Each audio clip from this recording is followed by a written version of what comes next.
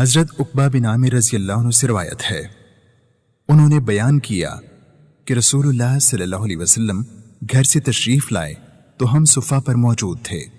آپ صلی اللہ علیہ وسلم نے فرمایا،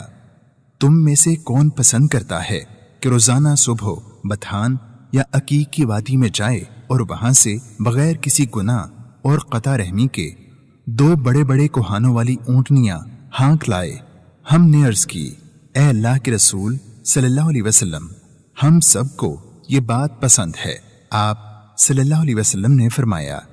پھر تم میں سے صبح کوئی شخص مسجد میں کیوں نہیں جاتا کہ وہاں کتاب اللہ کی 2 آیتیں سیکھے یا پڑھے؟ تو ایسا کرنا اس کے لیے 2 اونٹنیوں کے حصول سے بہتر ہے، اور 3 آیات کا پڑھنا یا سیکھنا 3 اونٹنیوں سے بہتر ہے،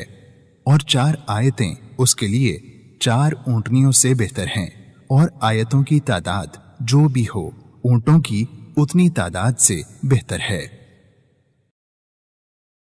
پیغام ٹی وی کے منفرد اسلوب اور مستند معلومات پر مبنی بے شمار دینی اور تعلیمی ویڈیوز دیکھنے کے لیے ہمارا چینل سبسکرائب کیجیے اور ہماری نئی ویڈیوز سے اپڈیٹ رہنے کے لیے بیل آئیکن پر کلک کیجیے۔